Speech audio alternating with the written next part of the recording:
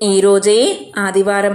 ఈరోజు ఈ కథను విన్నా, చదివినా, చెప్పినా, వినిపించినా సూర్య భగవానుడి అనుగ్రహం లభిస్తుంది. అనారోగ్య సమస్యలు తొలగి సంపూర్ణ ఆరోగ్యం చేకూరుతుంది. మరి ఆ కథ ఏంటో ఇప్పుడు ఈ వీడియోలో తెలుసుకుందాం.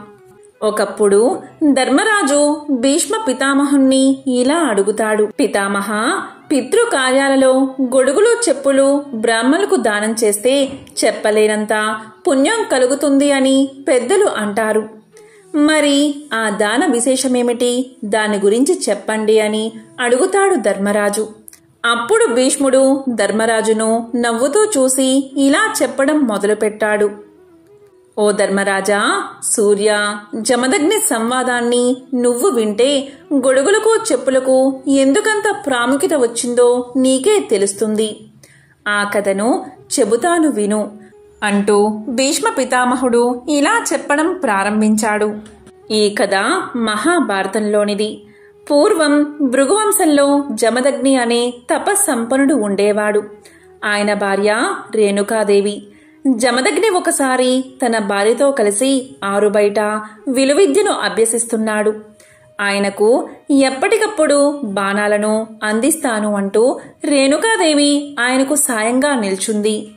ఇలా కాసేపు గడిచిన తర్వాత జమదగ్ని వెనక్కి తిరిగి చూసుకుంటే భార్య కనిపించలేదు. తరువాత నిదానంగా అడుగులో అడుగు వేసుకుంటూ వచ్చిన రేణుకాదేవిని చూసి ఆమె ఆలస్యానికి కారణం అడిగాడు జమదగ్ని. అప్పుడు రేణుకాదేవి ఇలా చెప్పింది. సూర్యుడు తాపానికి తాళలేక తాను ఓ చెట్టు నీడలో నిలబడిపోయానని చెప్పుకొచ్చింది. అంతే, జమదగ్నికి కోపం వచ్చేసింది. తన భార్యకి తాపం కలిగించిన ఆ సూర్యుడి వేడిని అడ్డుకోవాలి అనిపించింది. వెంటనే తన బాణాలతో ఆ సూర్యుడిని కప్పి పారేసేందుకు సిద్ధపడిపోయాడు జమదగ్ని. ఈ ప్రమాదాన్ని గ్రహించిన సూర్యుడు వెంటనే ఒక బ్రాహ్మణుడి రూపంలో జమదగ్ని చెంతకు చేరుకున్నాడు. ఇలా పలికాడు. మునివర్య, మీలాంటి జ్ఞానులు ఆ సూర్యుడి మీద కోపగించడం సమంజసమేనా?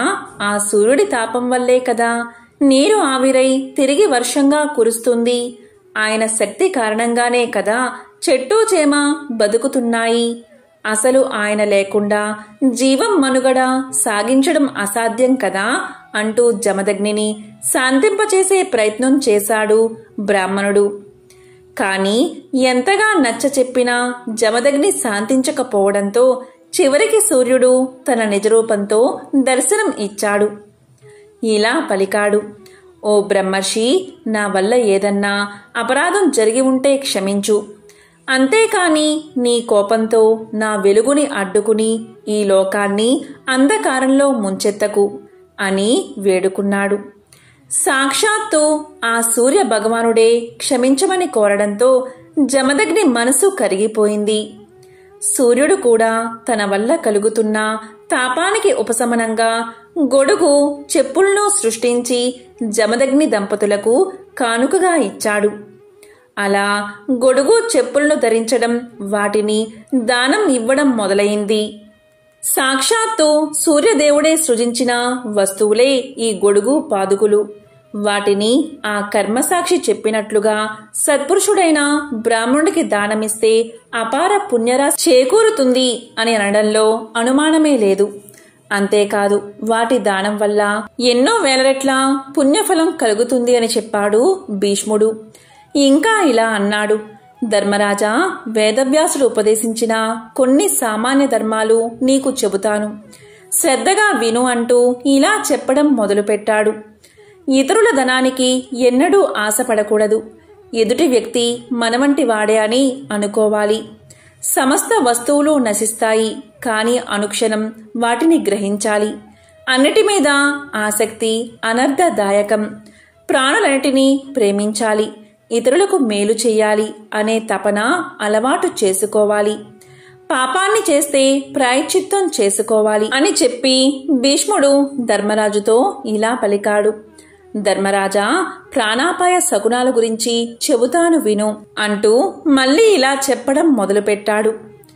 బంగారం పూత పోసినట్లుగా ఉత్తర దిక్కున ఎవరైనా ఏ వ్యక్తి అయినా కనిపిస్తే ఆ వ్యక్తి 3 ఏళ్లలో మరణిస్తాడు. సూర్యుడు కాంతి విహీనంగా కనిపిస్తే 2 ఏళ్లకే మరణిస్తాడు. వెన్నెలలో తన నీడలో ఎక్కడైనా చిన్న రంధ్రం ఉన్నట్లుగా కనిపిస్తే అతను ఏడాదిలో మరణిస్తాడు. ఆ నీడలో తలభాగం కనిపించకపోతే 6 నెలలకే మరణిస్తాడు. 2 చేతులతో 2 చెవుల్ని మూసుకున్నప్పుడు లోపలి ధ్వని ఏమాత్రం వినిపించని పక్షంలో 1 నెల రోజుల లోపలే మరణిస్తాడు. చెవులో ముక్కు దిగజారిపోయి దంతాలు కళ్ళు పాలిపోయినట్లుగా ఉంటే మరణం ముంగిట ఉన్నట్లే అని భీష్ముడు చెప్పగా ధర్మరాజు ఇలా పలికాడు. అవి వింటుంటే భయంగా ఉంది పితామహ అని పలికాడు. అప్పుడు భీష్ముడు ఇలా అన్నాడు.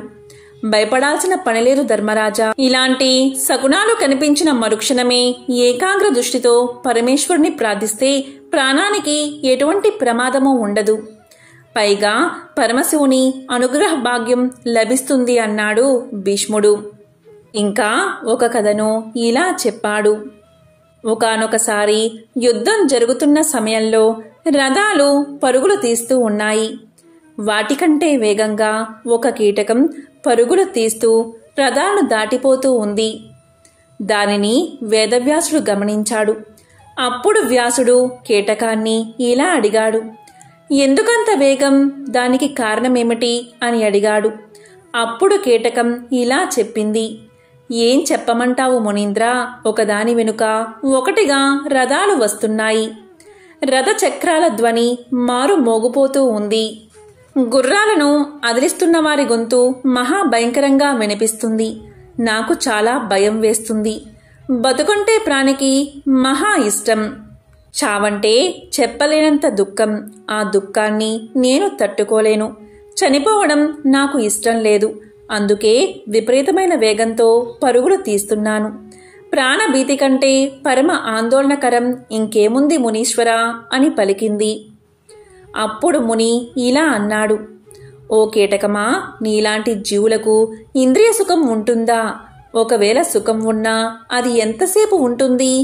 ఇప్పుడు దుఃఖంతో ఉండే నువ్వు బతికి ప్రయోజనమేమిటి? చనిపోవడమే సుఖం కదా. బాగా ఆలోచించు, నీకే అన్నీ తెలుస్తాయి అన్నాడు వ్యాసుడు. దానికి కీటకం ఇలా పలికింది. అదేమిటి మునీంద్ర, అంతమాట అన్నావు? పురుగులకు ఇంద్రియ సుఖం లేదన్నట్లుగా మాట్లాడుతున్నావేమిటి? మాకు మా స్థాయిని బట్టి ఇంద్రియ సుఖాలు ఉంటాయి. వాటిని మేము కూడా అనుభవిస్తూ ఉంటాం. కాబట్టే మాకు చావంటే భయం. నీకు ఈ సంగతులు తెలియక కాదు కదా నా చేత చెప్పించాలి అని అడిగావు. అంతేనా అని పలికింది కీటకం. అందుకు వ్యాసుడు గట్టిగా నవ్వాడు. మహాముని, నీకెందుకో నా పూర్వజన్మ వృత్తాంతం చెప్పాలని ఉంది.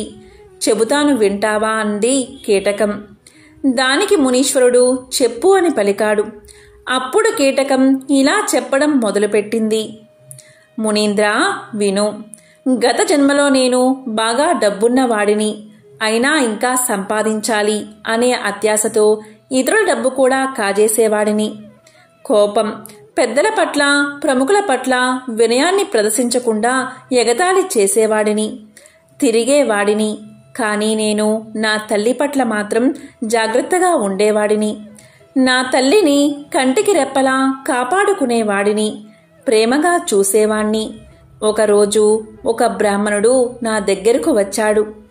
అతను అడిగినవి అన్నీ సమకూర్చిపెట్టి దండం పెట్టాను. ఆ పుణ్యకార్య విశేషం వల్లే నాకు ఈ పూర్వజన్మ జ్ఞానం కలిగింది. మంచి చేస్తే మంచే జరుగుతుందని నాకు అప్పుడు తెలిసింది. మహాముని, అడుగుతున్నానని ఏమీ అనుకోకపోతే పుణ్యకృత్యాల ఆచరణ విశేషాలు నాకు చెప్పు అంది కీటకం. ఈ జన్మకి ఇంతకన్నా గొప్పది లేదని నాకు అనిపిస్తుంది. దయచేసి చెప్పండి స్వామి అని వేడుకుంది. అప్పుడు వ్యాసుడు ఇలా చెప్పాడు. ప్రత్యేకించి నీకు చెప్పాల్సింది ఏమీ లేదు. నీవు చేసిన పాపాల వల్లే నీవు పురుగుగా జన్మించావు. ఈ సంగతి నీకు కూడా బాగా తెలుసు. అలాగే చివరలో పుణ్యం చేయడం వల్ల నీకు ఈ జన్మలో పూర్వజన్మ జ్ఞానం కలిగింది. ఇది కూడా నీకు తెలిసిన విషయమే. నీ గురించి నాకు ముందే తెలుసు కాబట్టి నీతో మాట్లాడాలి అని నాకు అనిపించింది. అందుకే నేను నీతో మాట్లాడాను. నా తపశ్శక్తితో నీ కీటకత్వాన్ని తొలగిస్తాను. బాధపడకు. తపఫలానికి మించింది లేదు. మానవ జన్మను స్వీకరించి పుణ్యం చెయ్యి. అది నీకు ఎంతో శుభప్రదం. నువ్వు చేసిన పుణ్యం కారణంగానే నీకు పూర్వజన్మ జ్ఞానంతో పాటు నన్ను కూడా కలుసుకోగలిగే అదృష్టాన్ని సాధించావు. నీకు ఇక సమున్నత స్థితి లభిస్తుంది. త్వరలోనే నీవు మానవ జన్మను సాధిస్తావు. మానవ జన్మలో కూడా నీకు పూర్వజన్మ జ్ఞానం ఉంటుంది. దాంతో నీకు ధర్మ తత్పరత అలవడుతుంది అని పలికాడు వ్యాసుడు. ఆ తరువాత కీటకం వైపు చూసి శుభం భూయాత్ అని ఆశీర్వదించాడు. అప్పుడు వ్యాసుని పాదాలకు అంటింది కీటకం. అతనికి ప్రణమిల్లింది. ప్రాణత్యాగం అక్కడే చూసింది. ఆ దృశ్యాన్ని చూసి లోకంలోని ప్రాణులన్నీ అద్భుతం అని అనుకున్నాయి. వ్యాస మహర్షి ఆశీస్సులకు అనుగుణంగా మరణం తరువాత మానవుడిగా అనేక జాతుల్లో జన్మించింది ఆ కీటకం. పుణ్యకర్మలు ఆచరించి చివరికి క్షత్రియ వంశంలో వర్ధిల్లింది. తరువాత రాజు అయ్యింది. రాజు అయి ఏనుగుపై కూర్చుని వేలకొలది కొమ్మిటి ఏనుగులతో, ఛత్ర చామరాలతో, రకరకాల కేతనాలతో పరుగులు తీసే పరివారంతో వ్యాస మహర్షిని మళ్లీ సందర్శించింది. అతని పాదాలకు నమస్కారం చేసి నిలబడింది. రాజు అనుకోను ఎంతగానో మెచ్చుకున్నాడు వ్యాసుడు. అభిమానంగా అక్కున చేర్చుకున్నాడు. తరువాత వ్యాసుడు ఇలా పలికాడు. రాజా, ఈ జన్మలో మునీంద్రులకే ఆశ్చర్యం కలిగించే మహనీయ తపశ్చర్యకు ఉపక్రమించు. నీవు తరువాత గోవుల కోసం కాని బ్రాహ్మణుల కోసం కాని యుద్ధం చేసి యుద్ధ భూమిలో మరణిస్తే పై జన్మలో బ్రాహ్మణత్వాన్ని సాధిస్తావు అన్నాడు వ్యాసుడు. చెప్పినట్లుగానే చేశాడు ఆ రాజు. తరువాత జన్మలో బ్రాహ్మణుడిగా జన్మించాడు. పుణ్యక్షేత్రాలు ఎన్నో సందర్శించాడు. యజ్ఞయాగాలు ఎన్నో చేశాడు. లోక ఆరాధ్యుడు అయ్యాడు. మరణించిన తరువాత స్వర్గలోకంలో దేవేంద్రుడికి మిత్రుడు అయ్యాడు. కొన్నాళ్లకు కైవల్యాన్ని అందుకున్నాడు. ధర్మరాజా, యుద్ధంలో మరణించిన బంధువులు ఏమయ్యారా అని నీవు ఆందోళన చెందుతున్నావు. ఏ లోకాలు ప్రాప్తించాయో తెలుసుకోవాలి అని అనుకుంటున్నావు. అసలు సంగతి చెబుతాను విను. కురుక్షేత్రంలో ప్రాణాలు కోల్పోయిన వారందరూ ఉత్తమ లోకాల్ని పొందుతారు. ఈ విషయమై నీకు ఇక ఆందోళన అవసరం లేదు అని అన్నాడు భీష్మ పితామహుడు. మహాభారతంలో మణిపూస భీష్ముడు శాపవశాన భూమి మీద పుట్టాడు. వర ప్రభావంతో స్వచ్ఛంద మరణాన్ని పొందాడు. ఈ పుట్టుక ఆ చావు మధ్య అంతులేని అనుభవాలు ఆయన జీవితంలో కోకొల్లలు. భీష్ముడు శస్త్ర అస్త్ర ప్రయోగాల్లో గురువును మించిన శిష్యుడు. శాస్త్ర విషయాలు సానబెట్టి చెప్పడంలో గురువరేణ్యుడు. రాజధర్మం, రాజనీతి గురించి పాండవులకు ఆయన బోధించిన సూత్రాలు సర్వకాలాలకు ఆచరణ యోగ్యాలు. అంపశయ్యపై ఉన్నాడు భీష్ముడు. ఆయన అస్తమిస్తే సకల జ్ఞాన సంపదలు అక్కడితో ఆవరైపోతాయి. కాబోయే రాజుకు ధర్మ సూక్ష్మాలు తెలిసేదెలా?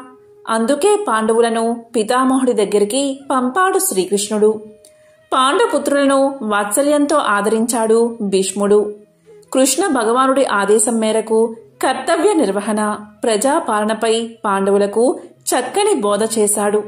రాజనీతిని ఉద్బోధించాడు. మంచి పాలకుడు అనిపించుకోవాలంటే ప్రజలను ఎలా పరిపాలించాలో సూచించాడు. దుష్ట పాలకుడు అనిపించుకోకుండా ఉండాలంటే ఎలాంటి జాగ్రత్తలు పాటించాలో వివరించాడు. ఎంతో పవిత్రమైన విశేషమైన ఈ రోజు ఈ కథలను విన్నా, చదివినా, చెప్పినా, వినిపించినా సకల శుభాలు కలుగుతాయి.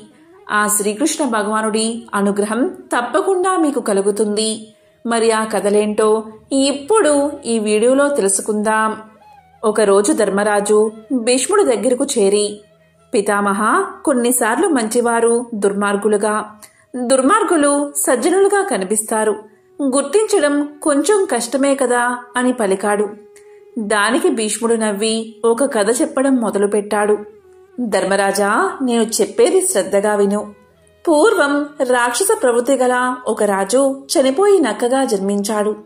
గత జన్మ గుర్తుండటంతో ఇప్పుడైనా సాధువుగా ఉండాలనుకుని నక్క మాంసాహారాన్ని తినేది కాదు. అది గమనించిన ఒక పెద్ద పులి దాన్ని తన వద్ద ఉంటూ భోగాలు అనుభవించమని, తనకున్న క్రూరుడనే చెడ్డ పేరు పోగొట్టమని అడిగింది. దానికి నక్క ఇలా సమాధానం చెప్పింది.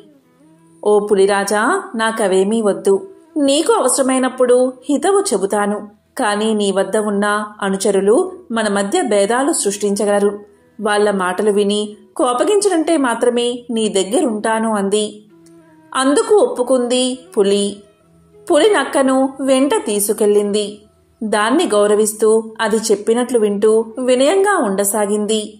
నక్క ఊహించినట్లుగాని పులిని అనుసరించే జంతువులకి పులి నక్కతో ఉండడం కంటగింపు అయింది. ఒకసారి ఆ పులి మాంసాన్ని తిని మిగిలిన మాంసాన్ని దాచుకోగా పులిని అనుసరించే జంతువులు దాన్ని దొంగలించి నక్క స్థావరంలో దాచిపెట్టాయి. పులి ఆహారం గురించి అడగగా ఆహారం మాయమైందని చెప్పాయి. దీంతో కోపగించిన పులి విషయం కనుక్కోమంది. దానికి అవి నక్క స్థావరంలో ఆహారం దొరికిందని, తాము అనుమానిస్తున్నదే జరిగిందని, నక్క మాంసం తినకపోవడం అసంభవం అంటూ చెప్పి ముందే ఆకలితో రగిలిపోతున్న పులిని ఇంకా రెచ్చగొట్టాయి.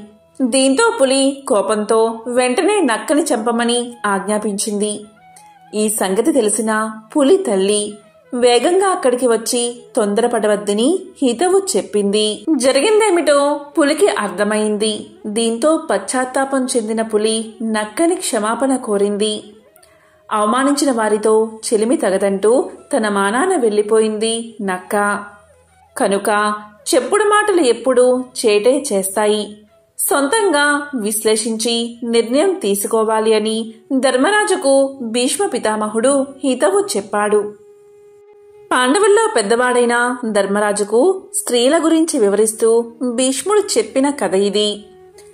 పూర్వం దేవశర్మ అనే ముని ఉండేవాడు. అతని భార్య చాలా సౌందర్యవతి.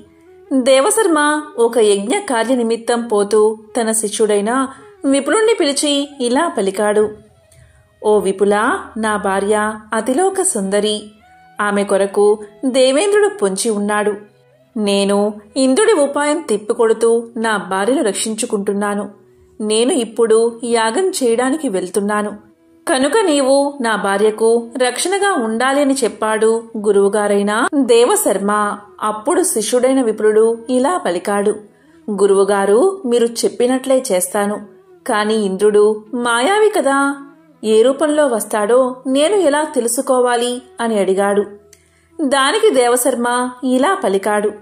విపులా, నీవు చెప్పింది నిజమే. మాయావి అయిన ఇంద్రుడు పక్షుల రూపంలో, జంతువుల రూపంలో కూడా రాగలడు. కనుక జాగ్రత్త పడాలి. నేను ఆశ్రమంలో లేనని తెలిసిన ఇంద్రుడు నా భార్య కొరకు తప్పక వస్తాడు. కనుక నీవు జాగరూకత వహించాలి అని చెప్పాడు గురువు. విపులుడు, గురుదేవా, మీరు చెప్పినట్లు చేస్తాను అని పలికాడు.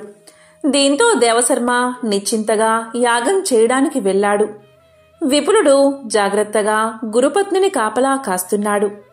అతనికి ఒక ఆలోచన వచ్చింది. నేను గురుపత్నిని యోగ శక్తితో ఆవహిస్తాను. అప్పుడు దేవేంద్రుడు గురుపత్నిని ఏమీ చెయ్యలేడు. నేను యోగశక్తితో ఆవహించిన విషయం గురువుగారికి తెలిసే అవకాశమూ లేదు అనుకున్నాడు. ఆ తరువాత శిష్యుడి ఆత్మ గురుపత్నిని ఆవహించింది. శిష్యుడి ఆత్మ ప్రవేశించడంతో ఆమె ఆత్మ జడత్వం పొందింది. దేవశర్మ యజ్ఞ నిమిత్తం వెళ్లాడని తెలుసుకున్న ఇంద్రుడు ముని ఆశ్రమానికి చేరుకుని ముని పత్ని మీద కోరికతో పక్కనే ఉన్న శిష్యుడు నిద్రపోతున్నాడని అనుకుని ఆమెను సమీపించి తన కోరిక తెలిపాడు. ఆమె జడత్వం వహించినందువల్ల ఇంద్రుడికి జవాబు ఇవ్వలేదు. ఇంద్రుడు ఆమెను త్వరపెట్టాడు. గురుపత్నిలో ఉన్న శిష్యుడు ఇంద్రుడితో ఇలా పలికాడు. ఇంద్ర, నీవు ఇక్కడకు వచ్చిన పని ఏమి అని అడుగుతూ ఆమెను శ్రోతప్పేలా చేశాడు. ఇంద్రుడు ఇదంతా చూసి భయపడ్డాడు. దాంతో శిష్యుడు గురుపత్నిని వదిలి బయటకు వచ్చి ఇంద్రుడితో ఇలా పలికాడు. గౌతముడి శాపంతో ఒళ్లంతా కళ్ళు చేసుకున్నా నీకు బుద్ధి రాలేదు కదా.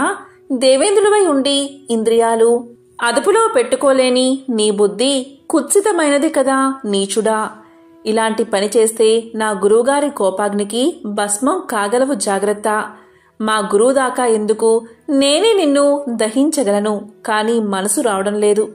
బతికిపోయావు, వెళ్ళిపో అన్నాడు. అప్పుడు దేవేంద్రుడు తన యోగబలంతో విప్రుడి శక్తి గ్రహించాడు. ఇంద్రుడు బతుకు జీవుడా అనుకుంటూ వెళ్ళిపోయాడు. గురువుగారు వచ్చిన తర్వాత శిష్యుడు ఇలా పలికాడు. గురువుగారు, మీరు లేనప్పుడు దేవేంద్రుడు ఇక్కడకు వచ్చాడు, కాని నా యోగ బలానికి భయపడి వెళ్ళిపోయాడు అని చెప్పాడు. కాని తాను రుచి శరీరంలో ప్రవేశించిన విషయం మాత్రం చెప్పలేదు. ఒకరోజు ఆకాశ మార్గాన పోతున్న దేవకాంత మెడలోని పూలదండ దేవశర్మ తలమీద పడింది. దీంతో దేవశర్మ దానిని తన భార్యకు ఇచ్చాడు. ఆ సమయంలో రుచి అక్క భర్త అయిన చిత్రరథుడు దేవశర్మను, రుచిని తమ ఇంట్లో జరిగే ఉత్సవానికి రమ్మని ఆహ్వానించాడు. చిత్రరథుడి ఇంటికి పోతూ రుచి ఆ దండను అలంకరించుకుని వెళ్ళింది. ఆ పరిమళానికి ఆకర్షించబడిన ఆమె సోదరి ఆ దండ గురించి సోదరిని అడిగింది. రుచి ఆ పూలు తమ ఆశ్రమంలో ఉన్నాయని చెప్పి తన భర్తతో అటువంటి పూలను తన సోదరికి తెచ్చి ఇవ్వమని కోరింది. దీంతో దేవశర్మ విపులుణ్ణి పిలిచి ఆ పుష్పాలు ఎక్కడ ఉంటాయో వెతికి పట్టుకురమ్మని చెప్పాడు. విపులుడు తన యోగశక్తితో ఆ పుష్పాలు ఉన్న ప్రదేశం తెలుసుకుని ఆ పూలను తీసుకుని వస్తూ మార్గ మధ్యలో ఇద్దరు స్త్రీ పురుషుల వాదన విన్నాడు. ఆ స్త్రీ ఇలా పలుకుతుంది. నాది తప్పు అయితే విప్రుడికి పరలోకంలో పట్టిన గతే నాకు పడుతుంది అన్నది. అతడు అది విని ఇంకా ముందుకు సాగాడు. అక్కడ 6 జూదరులు ఆడుతూ మధ్యలో కలహించుకుంటున్నారు. అందులో ఒకడు ఇలా పలికాడు. నాది తప్పైతే పరలోకంలో విప్రుడికి పట్టిన గతే నాకు పడుతుంది అన్నాడు. ఈ మాటలు విన్న విప్రుడికి సందేహం కలిగింది. తాను చేసిన తప్పేమిటి? ఒకవేళ తాను గురువుగారు లేని సమయంలో గురుపత్ని శరీరంలో ప్రవేశించిన విషయం గురువుగారికి చెప్పలేదు కదా, అందువల్లే నాకు పాపం వచ్చిందో ఏమో అని తర్కించుకుంటూ గురువుగారిని చేరి ఆ పూలను గురువుగారికి సమర్పించాడు. విపులుడు ఒంటరిగా ఉన్న సమయంలో గురువుగారు విపులుడితో ఇలా పలికారు. విపులా, నీవు వచ్చే మార్గంలో 2 స్త్రీ పురుషులు 6 జూదరులు కనిపించారు కదా, వారు ఎవరో తెలుసా అని అడిగాడు. దానికి విపులుడు వారెవరో తెలియదని సమాధానం చెప్పాడు. అప్పుడు గురువుగారు ఇలా పలికారు. నీవు నా భార్యను రక్షించడానికి నా భార్య శరీరంలో ప్రవేశించావు. అది పాపమని వారనుకున్నారు. నిజంగా అది పాపమని నేను అనుకుంటే నీకు శాపం ఇచ్చేవాడిని. కాని వరాలు ఎందుకు ఇస్తాను? ఆ స్త్రీ పురుషులే పగలు రాత్రి, ఆ జూదరులు 6 ఋతువులు అని చెప్పాడు గురువు. గురువుగారి ఔదార్యానికి శిష్యుడు ఆశ్చర్యపోయాడు.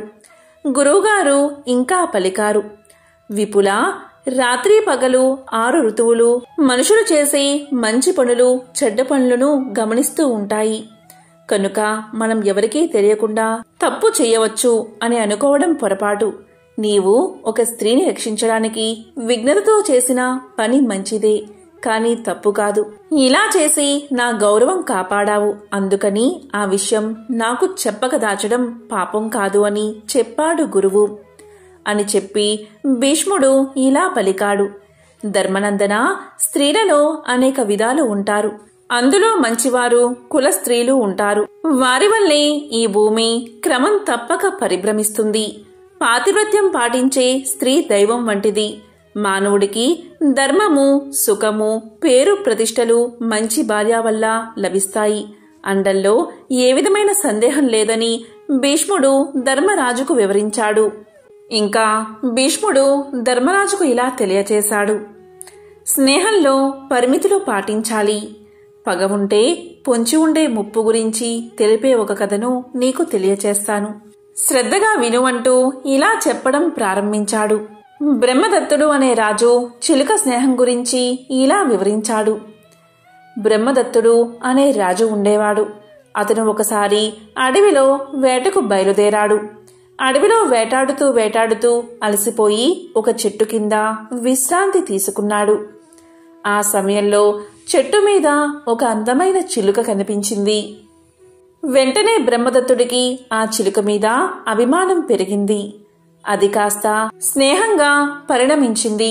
ఆ చిలుక కూడా బ్రహ్మదత్తుడితో చెలిమి చేయసాగింది. కాలం ఇలా సాగుతూ ఉండగా బ్రహ్మదత్తుడికి ఒక కుమారుడు జన్మించాడు. అదేవిధంగా ఆ అందమైన చిలుకకు కూడా ఒక చిలుక పుట్టింది.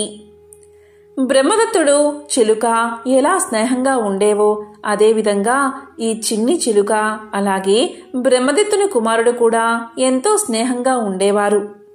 ఒకసారి బ్రహ్మదత్తుని కుమారుడు ఆ చిట్టి చిలుకతో ఆటలాడుకుంటూ ఉన్నాడు.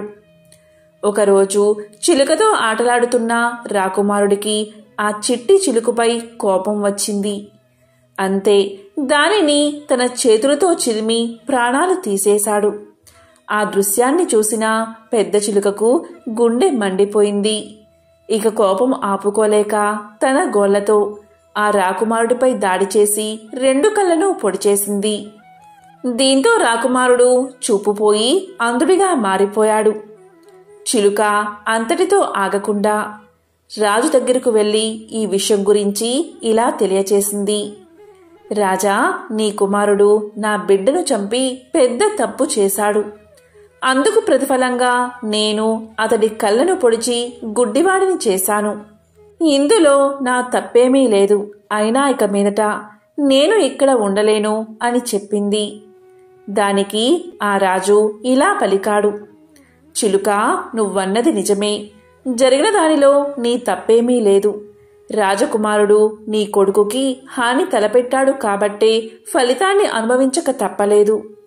మరి అలాంటప్పుడు నన్ను వదిలి వెళ్లాల్సిన అవసరం నీకేమొచ్చింది? అయిందేదో అయ్యింది, జరిగిందేదో జరిగిపోయింది. దయచేసి ఇక మీదట కూడా నాకు మిత్రుడిగానే ఉండు అని అర్థించాడు రాజు. దీనికి చిలుక బదులిస్తూ ఇలా చెప్పింది.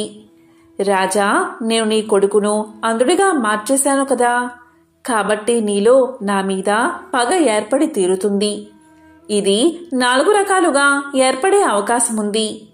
అది ఏంటి అంటే, ఇతరుల భూమిని అపహరించడం వల్ల, రెండవది ఆస్తి పంపకాల్లో అన్నదమ్ముల మధ్య వచ్చే కోపం, మూడవది ఆడవారి మధ్య మాటామాటా పెరగడం వల్ల వచ్చే కోపం, పగ, నాలుగవది ఎదుటివారి మనసుని గాయపరచడం వల్ల పగలు ఏర్పడతాయి. అలాంటి ప్రతికూల భావాలు ఒకసారి మొదలైతే ఇక వాటికి అంతం అనేదే ఉండదు. అలాంటి విద్వేషపూరిత వాతావరణంలో ఎవరినీ నమ్మడానికి వీల్లేదు. నేను నీ కొడుకుకి అపకారం చేశాను కాబట్టి నీలో నా మీద ద్వేషం మొదలయ్యే ఉంటుంది. కాబట్టి నీ తీయని మాటలు విని నేను ఇక్కడ ఉండలేను అంటూ చిలుక ఎగిరిపోయింది. కాబట్టి ఓ ధర్మరాజా, రాజు అనేవాడు ఆ చిలుక మాదిరిగా తన జాగ్రత్తలో తానుండాలి. రాజ్యంలో ఎవ్వరినీ గుడ్డిగా నమ్మరాదు. శృతి మెత్తగా మాట్లాడుతున్నట్లు కనిపించాలే కాని మనసు మాత్రం దృఢంగా ఉండాలి. అందరినీ నమ్మినట్లు ఉండాలి కాని తన జాగ్రత్తలో తాను ఉండాలి. ఎవరితోనూ హద్దులు దాటి చనువుగా మెలగరాదు. వ్యసనాలకు బానిసై విచక్షణ కోల్పోరాదు. అనుకున్న కార్యం పూర్తయ్యేదాకా రహస్యాన్ని బయటపెట్టరాదు. అంతేకాదు, పూర్తిగా తీరని రుణం, పూర్తిగా ఆరని మంట, పూర్తిగా చల్లారని పగ, ఈ 3 విషయంలోనూ చాలా అప్రమత్తంగా ఉండాలి. ఎందుకంటే అవి ఎప్పుడైనా ప్రాణాంతకంగా పరిణమించగలవంటూ భీష్ముడు ధర్మరాజును హెచ్చరించాడు. పాండవుల్లో పెద్దవాడు ధర్మరాజు. ఆ ధర్మరాజుకి ఒకానొక సమయంలో ఉన్నత పదవుల్లో ఎలాంటి వారిని నియమించాలి అన్న అనుమానం వచ్చింది. ఇదే విషయాన్ని అంపశయ్య మీద ఉన్న భీష్మ పితామహుణ్ణి అడుగుతూ దయచేసి తన సందేహాన్ని నివృత్తి చేయమంటూ కోరాడు. అప్పుడు భీష్ముడు ఒక కథ ద్వారా ధర్మరాజు సందేహాన్ని నివృత్తి చేశాడు. ధర్మరాజా, నేను చెప్పేది శ్రద్ధగా విను. పూర్వం ఒక అడవిలో ఒక ముని తపస్సు చేసుకుంటూ జీవిస్తున్నాడు. ఒక కుక్క ఎప్పుడూ ఆ ముని వెంటే తిరుగుతూ ఉండేది. తన పట్ల విశ్వాసంగా ఉన్న ఆ కుక్కని చూసిన ముని దాన్ని తన చెంత ఉండనిచ్చేవాడు. వీరి అనుబంధం ఇలా కొనసాగుతూ ఉండగా ఒకరోజు ఆ కుక్క ఒక పులి కంటపడింది. అంతే, ఆ పులి తన పంజా విసురుతూ కుక్కని బలిగొనబోయింది. వెంటనే ఆ కుక్క పరుగు పరుగున పోయి మునీశ్వరుని వెనుక నక్కింది. తనను నమ్ముకున్న కుక్క ఆ పులి కంటే బలహీనంగా ఉండడం వల్లే కదా దానికి ఆపద కలిగింది అనుకున్నాడు మునీశ్వరుడు. దాంతో ఆ కుక్కను పులిగా మార్చేశాడు. ఈ ఘటన చూసిన పులి భయపడి గిర్రున వెనక్కి తిరిగి పారిపోయింది. కాని పులిగా మారిన కుక్క జీవితం అక్కడ్నుంచి సురక్షితంగా ఉందని చెప్పుకోవడానికి వీల్లేదు. ఎందుకంటే మరొకసారి దాని మీదకి ఒక ఏనుగు దూసుకు వచ్చింది. యథాప్రకారం పులి రూపంలో ఉన్న కుక్కను ఏనుగులా మార్చేశాడు ఆ మునివర్యుడు. ఇలా ఏ జంతువు దాడి చేసినా తన దగ్గర ఉన్న కుక్కను అంతకంటే బలమైన జంతువుగా మార్చసాగాడు ముని. అలా బెబ్బులలా మారిన కుక్క ఒకరోజు బోర విడుచుకుని అడవిలో తిరగసాగింది. ఇక తన మీద దాడి చేసేంతటి శక్తి మరో జంతువుకు లేదన్న నమ్మకంతో నిర్భయంగా సంచరించసాగింది. కాని అలా తిరుగుతూ ఉండగా దాని మనసులో ఒక ఆలోచన మొదలైంది. మునివర్యులు నా మీద జాలి చూపారు కాబట్టి నన్ను అన్నిటికంటే శక్తివంతమైన జంతువుగా మార్చారు. అంతవరకు బాగానే ఉంది. కాని రేపు మరో జంతువు ఏదన్నా మునీంద్రుణ్ణి శరణు వేడితే నా పరిస్థితి ఏమిటి? అప్పుడు నాకంటే బలమైన జంతువు ముందు తల వంచాల్సిందే కదా అనుకుంది. అసలు ఆ మునీశ్వరుణ్ణి చంపి పారేస్తే అతను మరో జంతువు మీద జాలి చూపే అవకాశముండదు అని పన్నాగం పన్నింది. ఈ విధంగా కుక్క తన మనసులో ఇలాంటి దుర్మార్గపు యోచనలు చేస్తూ ఏమీ ఎరగనట్లు ముని ముందరికి వచ్చి కూర్చుంది. కాని కుక్కను బెబ్బులుగా మార్చినవాడు దాని మనసులో ఏముందో గ్రహించలేడా? మునీశ్వరుడు ఎప్పుడైతే కుక్క మనసులోని దురాలోచనను పసిగట్టాడో వెంటనే కుక్కను తిరిగి కుక్కగా మార్చేశాడు. అది పూర్వంలాగే కుక్క బతుకుని గడపసాగింది. కాబట్టి ధర్మనందన, దుర్మార్గులకు ఉన్నత పదవుల్ని ఇస్తే వారి బుద్ధి చివరికి ఇలాగే పరిణమిస్తుంది. అందుకే యోగ్యతని అనుసరించి పదవులను అందించాలి. అలాంటి యోగ్యులు తన అనుచరులుగా ఉన్న రాజు ఏ కార్యాన్నైనా సాధించగలడు అని భీష్మ పితామహుడు ధర్మరాజుకు తెలియజేశాడు. భారతంలోని శాంతి పర్వంలో అంపశయ్య మీద ఉన్న భీష్ముడు ధర్మరాజుకు చేసిన హితబోధల్లో భాగంగా ఈ కథను ఇప్పుడు తెలుసుకుందాం. అడవిలోని ఒక మర్రి చెట్టు కింద ఫలితుడు అని ఎలుక జీవిస్తూ ఉండేది. అదే చెట్టు మీద రోజసుడు అని పిల్లి కాపురం చేస్తుంది. ప్రతిరోజు ఒక వేటగాడు రాత్రిపూట ఆ చెట్టు దగ్గరకు వచ్చి జంతువుల కోసం వలపన్ని వెళ్లేవాడు. రాత్రివేళ జంతువులు చిక్కుకుంటాయి కాబట్టి ఉదయమే వచ్చి వాటిని తీసుకుని పోయేవాడు. అనుకోకుండా ఒకరోజు రోజసుడు అనే పిల్లి ఆ వలలో చిక్కుకుంది. పిల్లి వలలో చిక్కుకుపోవడంతో ఎలుక దాని చుట్టూ నిర్భయంగా తిరుగుతూ ఆహారం కోసం అన్వేషిస్తుంది. ఆహారం కోసం ఆబగా చూస్తున్న ఎలుకకు కొద్ది దూరంలోని ఒక ముంగీస గుడ్లగూప కనిపించడంతో దాని గుండె ఒక్కసారిగా ఆగిపోయింది. అవి ఎలుకను మింగేయడానికి సిద్ధంగా ఉన్నాయి. దీంతో ఎలుకకి ఏం చెయ్యాలో పాలుపోలేదు. అపాయంలో ఉన్న ఆ ఎలుకకి చటుక్కున ఒక ఉపాయం తట్టింది. వెంటనే వల్లో ఉన్న పిల్లి దగ్గరకు వెళ్లి ఇలా పలికింది ఎలుక, ఈ వలని కొరికి నిన్ను నేను రక్షిస్తాను. దీనికి బదులుగా నువ్వు నన్ను ఆ గుడ్లగూప ముంగీసుల బారి నుంచి కాపాడతావా అని అడిగింది. ప్రాణాలపై ఆశలేని పిల్లికి కొండంత ధైర్యం వచ్చినట్లు వెంటనే సరే అంది. దీంతో ఎలుక నిర్భయంగా వెళ్లి పిల్లి పక్కన కూర్చుంది. అక్కడ ఉన్న ఎలుకని పట్టుకునే ధైర్యం లేక ముంగీసా గుడ్లగూప జారుకున్నాయి. అప్పుడు పిల్లి ఇలా పలికింది, నీ ప్రాణాలను రక్షించాను కదా, మరి త్వరగా వచ్చి ఈ వలని కొరికి నన్ను బయటపడే అని అడిగింది. అప్పుడు ఎలుక ఇలా చెప్పింది, నీలాంటి బలవంతులతో స్నేహం చేసేటప్పుడు కాస్త జాగ్రత్తగా ఉండాలి కదా. ఇప్పుడే నిన్ను బయటకు తీసుకువస్తే నువ్వు నన్ను భక్షించవని ఏమిటి నమ్మకం? కాబట్టి ఆ వేటగాడు వచ్చే సమయానికి నిన్ను విడిపిస్తాను అని సంజాషి ఇచ్చుకుంది. చెప్పినట్లుగానే మర్నాడు ఉదయం ఆ వేటగాడు వచ్చే సమయానికి కాస్త ముందుగా వలని కొరికేసింది. వేటగాడు వస్తున్నాడు అన్న తొందరలో పిల్లి గబుక్కున చెట్టు మీదకు చేరుకుంది.